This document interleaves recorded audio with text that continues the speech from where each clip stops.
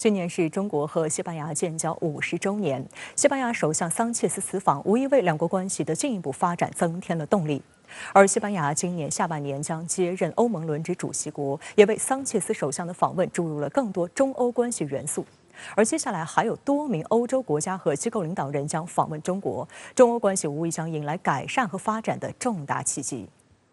去年11月，中西领导人在印尼巴厘岛 G20 峰会期间会晤时，习近平主席就指出，2023年是中西建交50周年，中方愿同西方一道，推动中西全面战略伙伴关系迈上新台阶。仅看即将过去的3月，从两国外长会晤、中西建交纪念号班列马德里始发车揭牌。桑切斯近日在欧洲理事会的新闻发布会上号召倾听中国声音，到中国西班牙文化和旅游年开幕等等，这一系列都是双方建交50周年来不断深化政治、经济、文化等各方面合作交流的利好信号，也是中西两国悠久历史和深厚文化底蕴的体现，更展现了双方希望通过建交50周年的契机，深化合作、共谱新篇的愿景。从目前公布的桑切斯首相访华日程安排可以看出，关键词有2个：贸易和安全。中国外交部截止今年1月的数据显示，西班牙是中国在欧盟内第6大贸易伙伴，中国是西班牙在欧盟外第1大贸易伙伴。两国重点关注并有意挖掘合作潜力的领域包括数字经济、港口物流、智慧城市、清洁能源、电动汽车等。在安全领域，桑切斯此访希望通过和习近平主席的会见，进一步探讨中国关于政治解决乌克兰危机的12点倡议的内涵，明晰中国在此问题上的关切和立场。值得注意的是，习近平主席不久前与俄罗斯总统普京会晤，桑切斯则在2月23号访问基辅，与乌克兰总统泽连斯基举行会晤。此次中西领导人会晤对中国来说，也是以积极姿态对欧洲方面适宜增信，并推动中欧关系健康稳定发展的良好契机。在30号出席博鳌亚洲论坛2023年年会并致辞时，桑切斯表示，在全球不确定性增多的今天，各国必须通过对话、团结和合作重建信任。西班牙愿同中国及世界各国加强互动。桑切斯强调，今年是中西建交50周年，西班牙非常重视与亚洲伙伴的关系，尤其是与中国的关系。Firmly believe that relations between Europe and China, and by extension between Spain and China, do not need to be confrontational.There's ample room for win-win cooperation. We must remain partners, economically and beyond. 西班牙今年7月将接任欧盟轮值主席国。法新社称，它也是新冠疫情爆发以来继德国总理舒尔茨以后第2位访问中国的欧盟国家领导人。上周，法国总统马克龙在欧盟峰会期间还表示，将和欧盟委员会主席冯德莱恩一同于4月初访华。据欧洲新闻社报道，欧盟委员会副主席兼欧盟外交与安全政策高级代表博雷利也将陪同出访。有分析指出，近年来中欧关系虽遇到一些波折，但经过数十年务实合作后，中国与欧洲在各领域的利益早已深度融合，中欧往来不减反增。但在全新的变局之下，如何寻找未来的合作重点，如何保障中欧关系健康发展，使之既符合中国的利益，又符合欧洲的利益，需要有一个调整和适应的过程。当前中欧关系处于承上启下的阶段，在这样的背景下，如何对中欧关系进行重新定位，可能是此轮中欧高层互动最重要的议题之一。当地时间30号，欧盟委员会主席冯德莱恩在欧洲莫卡托中国研究所发表讲话，对当前中欧关系进行全面解读。冯德莱恩指出，中欧关系是当前世界最复杂和最重要的关系之一，欧洲如何把握对华关系，是欧洲未来经济繁荣和安全的决定性因素。欧盟不希望切断与中国的贸易、科技合作的纽带。同日，中国驻欧盟使团通报，使团团长傅聪接受媒体专访，就中欧关系等问题阐明立场。傅聪表示，中欧关系具有良好基础，欧洲领导人近期纷纷访华。当前世界正经历深刻复杂变化，全球经济增长前景暗淡。作为2大力量、2大市场和2大文明，中欧携手应对全球挑战，提振全球经济的重要性更加突出。傅聪强调，中方希望积极推动中欧关系，但这必须以相互尊重为前提。没有正确的认知，还在以旧思想看待新时代，这是不符合历史潮流的。好，消息马上来连线特约评论员管瑶。管先生你好。国家主席习近平在京会见来华正式访问的西班牙首相，再次强调希望欧方坚持战略自主。那您对此有何解读？好的，主持人。那么再次强调呢，这个提法很准确，希望欧洲坚持战略自主。中国元首今天见桑切斯时是这样说的。那么去年底在北京先后会见来访的德国总理苏尔茨、欧洲理事会主席米歇尔时呢，也都曾经就此做出强调。当然了，西班牙即将在今年接棒欧盟主席国，而桑切斯首相呢，对外交政策、对西班牙的大国地位啊，可以说是尤其看重，一直呢将它作为重要的施政目标。所以啊，相信大国元首的这一番告诫，一定会引发来访贵宾的强烈共鸣。中国元首在会见欧洲领导人时，反复强调坚持战略自主，因为呢，这确实关系到欧洲自身利益和安全观的一个方向性的大问题。那么，在百年未有之大变局下，在世界动荡变革仍在加速演进，尤其呢，在二战之后最大规模的军事冲突继续在欧洲大陆持续之际，能不能坚持战略自主？如何排除干扰，持续的实现战略自主？对于欧洲国家以及整个地区的领导人来说，这呢是避无可避的一个紧迫追问。举个眼前的例子，就在桑切斯飞抵海南参加博鳌亚洲论坛之际，那么《纽约时报》昨天啊刊出专门报道，特别用了这样一个标题 ：Even as U.S. beckons European leaders head to Beijing。尽管美国发出了召唤，但是呢，欧洲领导人纷纷访华。美国报章的副题啊，他说的就更加直白了：中国致力改善与欧盟的关系，而美国呢，则全面施压，要求欧盟选边站。美报列举的欧洲领导人，除了桑切斯、索尔茨、米歇尔这些个已经访华的，那么也包括法国总统马克龙以及欧盟委员会主席冯德莱恩这些即将访华者。那么，《纽约时报》就分析，欧洲领导人竞相访华存在着内外的动因。那么，欧洲目前正在重鼓对华的战略，同时呢，美国也在全面加压，要求欧盟在两个超级大国之间日益激烈的争吵中来选边站。所以啊，在我看来，这呢其实正是中方反复向欧洲方面强调保持战略自主的深意所在，更是针对性所在。那么在您看来，面对美方外部施压，欧洲方面能保持战略自主吗？我认为，西班牙首相桑切斯的最新访华行程，至少已经传递了西班牙的主政者他们争取欧洲战略自主的方向性的一个努力。桑切斯这次访华前后呢只有2天，昨天还参加了在海南举行的博鳌亚洲论坛。那么2天飞2地，日程可以说相当紧。但是呢，虽然行色匆匆，这也是西班牙方面高度看重也高度期待的一次访问。在桑切斯访华启程之前，那么法新社前天发自马德里的电稿就特别用了一个醒目的标题，说 Spanish Prime Minister seeks international image with China visit。 西班牙首相期待通过访华来提升国际形象。他也成为疫后继德国总理索尔茨第2位访华的欧洲大国领导人。桑切斯在来华之前曾多次谈到，他访华将会聚焦乌克兰危机，那么全世界都应该聆听 China's voice， 聆听中国声音。今天中国元首再度重申，中方立场一以贯之，清晰明确，就是劝和促谈，政治解决。那么就如何更加有效的劝和促谈，中国、西班牙乃至中欧领导人之间大有深入交流合作的空间。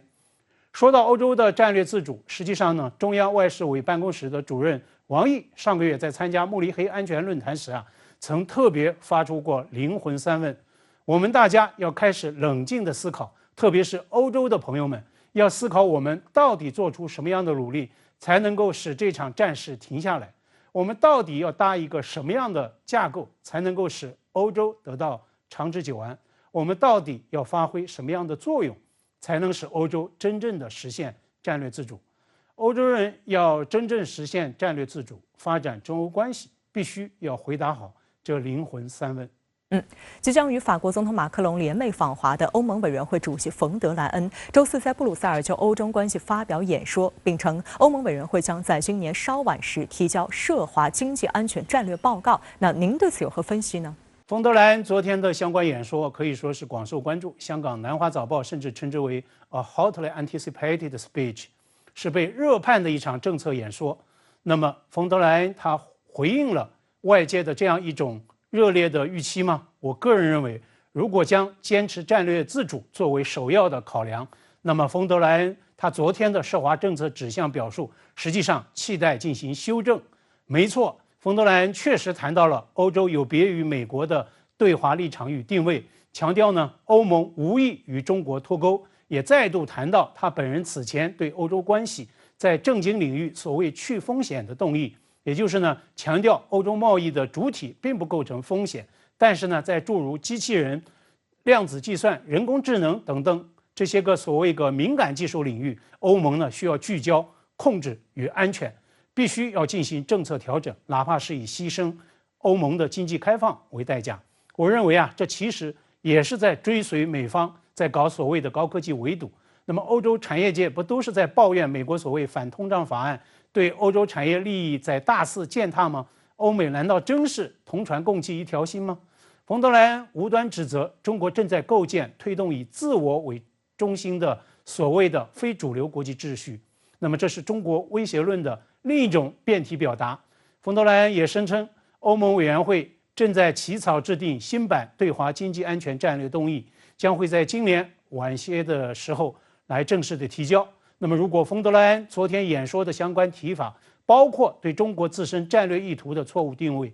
强调中欧投资协定应该被搁置的所谓的消极看法，在尖端科技领域大打安全牌、搞定向脱钩锻炼等等，那么如果这些真的写进政策动议，乃至影响塑造欧盟的涉华政策，这对中欧关系的发展当然是极为不利的，也将大大耗损欧洲自身的战略自主。所以啊，我在此建议，冯德莱恩在来华之前，确实应该花一些功夫，沉下心来听听本届博鳌论坛上的欧洲声音。斯洛文尼亚前总统图尔克他在博鳌接受深圳卫视采访时啊，就由衷表示，伊朗沙特实现北京大和解意义再怎么强调也不为过，全世界再没有第二个国家能够干成这样的大事。他希望能够在博鳌看到更多的欧洲面孔。欧洲啊，气须反思应该如何重估对华政策。我也建议他马上就应该和今天结束访华、返回西班牙的这个首相桑切斯进行直接坦诚的沟通。当然了，我更加期待冯德莱恩能在接下来的访华行程中，通过第一手的实地所见所闻与所思，全面修正调教固有的对华偏见与执念。好，谢谢广尧先生在线和我们分享您的观点。谢谢。去年的博鳌亚洲论坛大咖云集，曾提出修昔底德陷阱理论的哈佛大学教授格雷厄姆·艾利森也前来参会，并在分论坛上发言。在接受深圳卫视专访时，艾利森表示，中美关系已经发生了巨变，并且陷入了高强度的竞争。他认为，此时的中美两国都应该退一步思考，我们应该如何合作来避免两个核大国陷入冲突和对抗。作为哈佛大学肯尼迪政府学院的创始院长，格雷厄姆·艾利森已在哈佛任教超过50年，其主管的肯尼迪政府学院贝尔福中心连续多年被评为全球第一高校智库。现年83岁的艾利森至今仍活跃在学术界一线，同时他的影响力并不局限于学界，不仅他的学生很多成为美国政要，他也曾在里根政府时期担任国防部部长特别顾问，以及在克林顿政府时期担任主管政策和计划的助理国防部部长。在前往海南参加博鳌亚洲论坛2023年年会前，艾利森还在北京参加了中国发展高层论坛2023年年会。时隔3年，重新踏上中国的土地，艾利森有了新的印象。So the opportunity to see old friends whom I haven't seen for 3 years, and to meet new friends, I think that's the most important for me. But I think secondly, one gets a very real sense, more than you would get from just, the television or from reading.That China is back. 今年博鳌亚洲论坛年会完全恢复线下会议，多国领导人和国际组织负责人出席。30号，国务院总理李强发表主旨演讲，展现了中国对外开放的决心。艾利森对于中国进一步打开大门感到振奋。他认为，中国对外开放的经验也是中国式现代化的重要体现。Basically, opening up has meant that China has joined the world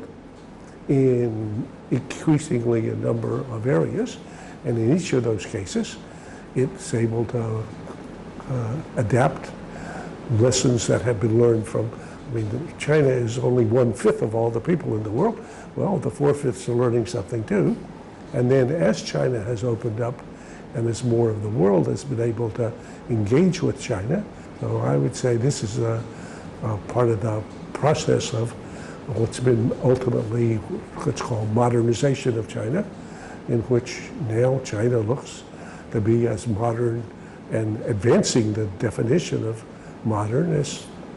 other parts of the world. 艾利森因提出修昔底德陷阱而举世知名。修昔底德陷阱指的是从历史上看，一个新兴大国必然会挑战守成大国，而守成大国也必然会采取措施对新兴大国进行遏制和打压，两者的冲突甚至战争在所难免。不过，在此次博鳌论坛谈到当今的大国竞争时，艾利森主张通过超出以往的外交做法来避免历史重演。他表示，我们不需要战争造成的流离失所，也不需要金融危机造成的重大灾害，我们可以进行相应的管控。在回应深圳卫视记者关于中美关系是否已经处于修昔底德陷阱的提问时，艾利森表示，中美目前正在展开高强度竞争，两国应该不断努力管控动态的矛盾，增加合作面，以避免更多的冲突。So even some people use the word Cold War. What's your view on that? I would say there's been a sea change in the relationship between the U.S. and China, and people are just waking up to that. If we got into a war, and if the war escalated to a nuclear war, at the end of that war, China would be gone, and the U.S. would be gone. So this would be mutual suicide. So that can't happen. We can't let it happen. So that means we have to manage to make sure we don't somehow stumble into a war. We should look and say, wait a minute, we have to survive. So in order to survive, we have to find ways to cooperate. 对于当前的中美关系困境，美国部分政客无疑发挥了负面作用。深圳卫视注意到，美国媒体在报道 TikTok 国会听证的新闻时，用到了 TikTok 歇斯底里症的说法。在气球事件时，许多媒体也使用了歇斯底里症对美国政客进行批评。艾利森对此说法非常赞同，他直言，美国政客在处理对华关系时过于情绪化、低幼化，确实患上了歇斯底里症。Well, hysteria is the word that Wang Yi used at Munich to describe the American reaction to the balloon, and I said to him that was the same word I used. With the growing hostility between U.S. and China, people will increasingly look for wild claims like, oh, TikTok is a threat to American national security, and try to act on that basis. I'm hoping they will be unsuccessful, but we'll see. Yeah. 台湾问题是中美关系最核心、最敏感的问题。中方强调，这是第一条不可逾越的红线。美方也多次表明不支持台独。然而，美国一些政客仍然在台湾问题上拱火。马英九的大陆祭祖之旅进入第5天，我们现在来连线在湖南长沙的特派记者陈佩瑶。佩瑶你好，给我们介绍一下马英九一行当天的参访行程和你的观察好吗？好的，主持人，31号下午1点58分，国台办主任宋涛陪同马英九一行乘坐高铁复兴号，经过1个小时18分钟后抵达了长沙。那么在行程中呢，宋涛向马英九介绍说高铁给大陆的百姓带来了很大的便利，大家出行呢都愿意选择高铁，500-600公里的范围呢，因为有了高铁，可以形成2个小时左右的生活圈。马英九就赞叹大陆高铁的高速便捷，他说，大陆的高铁时速已经能达到350公里，而台湾最快的高铁理论时速可以达到300公里，但实际上还达不到。而且大陆的高铁十分的宽敞舒适。那么抵达长沙之后呢，马英九与他的3位姐姐和1位妹妹随即赶赴他们母亲的母校周南中学进行参观交流。从现场的照片中可以看到，马英九的眼眶和鼻尖都明显的泛红，可能是因为想起了母亲，触景生情了。那么多年前呢，马英九就曾撰写过一篇3000多字的继母文，其中有许多情感真挚的片段，十分打动人心。他回忆起母亲从小教他读文言文，而在母亲患病初期呢，他还背《桃花源记》给母亲听。那么在母亲去世以后马英九说，他不敢再碰《桃花源记》，生怕自己控制不住夺眶而出的泪水。那么1号上午呢，马英九就会去到他的父亲和祖父曾经生活过的湖南湘潭祭祖。而我们抵达长沙之后呢，有不少市民呢就会讨论说马英九回来祭祖一事。有市民就说很高兴能看到两岸能友好交流，大家都是一家人，我们欢迎台湾同胞回家。好，谢谢佩瑶在长沙为我们发回的现场报道。应国委员兼外长秦刚邀请，日本外相林芳正将于4月1号至2号访问中国，这是时隔3年后日本外相首次访华。中方表示愿加强对话沟通，推动构建契合新时代要求的建设性稳定中日关系。中日互为重要近邻，保持两国关系健康稳定发展，符合两国和地区的共同利益。中方重视林方正外相此访，中国领导人将会见林方正外相，秦刚国务委员兼外长将同他举行会谈，就双边关系和共同关心的国际地区问题深入交换意见。毛宁表示，中方愿与日方一道，以两国领导人重要共识为战略引领，以今年中日和平友好条约缔结45周年为契机，加强对话沟通，深化务实合作，管控矛盾分歧，推动构建契合新时代要求的建设性、稳定的中日关系。林方正在行前的记者会上表示，将为构筑建设性且稳定的日中关系深入交换意见，包括朝日新闻、日本经济新闻在内的多家日媒高度关注林方正访华。日媒特别强调，这是日本外相时隔3年3个月再度访华，而且时间点选在G7国家外长会议及首脑会议召开前，具有特殊意义。那我们看到呢，日本媒体对这个事情非常关注。这背后呢也反映了日本民众对于中日关系的重视，尤其是在当前中日关系面临很多挑战和课题的情况之下，那么两国关系向什么方向发展，对于两国都非常重要。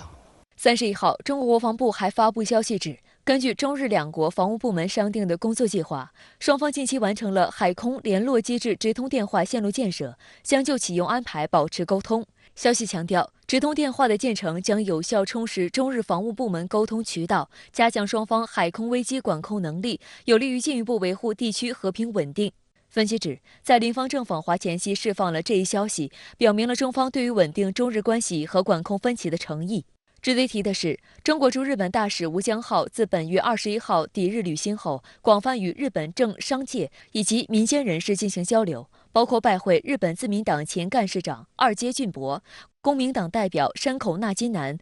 走访日中友好会馆，出席日中经济协会联谊会等。吴江浩呼吁日本各界人士把握中日和平友好条约缔结45周年的契机，共创两国和平友好、合作共赢新局面。在出席日中经济协会联谊会时，吴江浩大使还特别向与会的200多名日本经济界人士强调，日本不应屈从美国的打压，中日应该共同维护地区及全球产业链、供应链稳定。但日方一面表示希望维持与中国的稳定关系，一面却做出不利于中日关系发展的举动。日本政府31号表示，计划限制6类23种尖端半导体制造设备出口。日媒称，日本将修改外汇及外国贸易法，以配合管制措施，意在加强针对中国的尖端半导体领域出口管制。据悉，该修正案计划于5月公布，7月实行。对此，外交部发言人毛宁31号在相关提问时表示，全球芯片产业链供应链的形成和发展是市场规律和企业选择共同作用的结果，将经贸和科技问题政治化、工具化、武器化，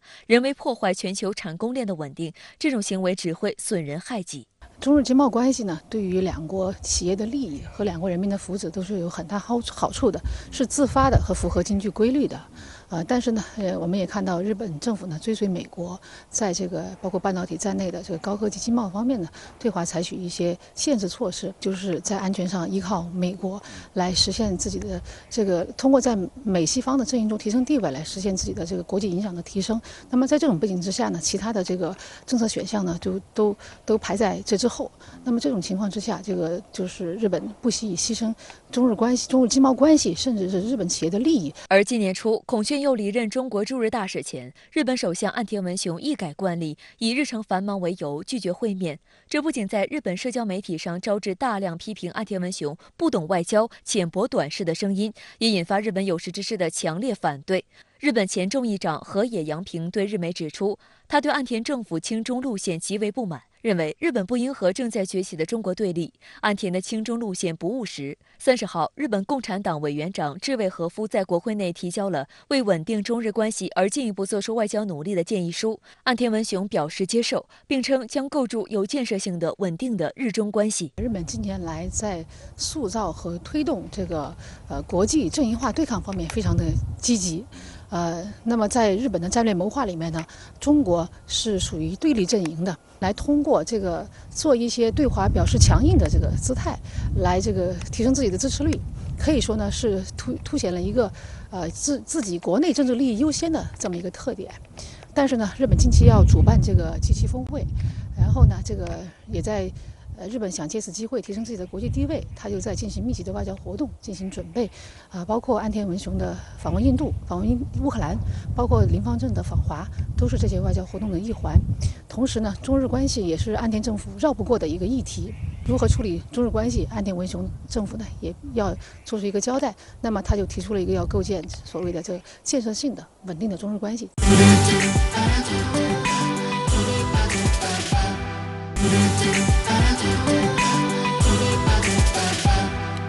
欢迎回来。在时隔1年半后，美国筹办的所谓第2届领导人民主峰会29号以视频方式开场。为了凸显所谓民主的普适性，拜登政府竭力拉一些国家为其撑场面，却把土耳其、匈牙利等北约盟友和新加坡等亲密伙伴抛在民主峰会之外。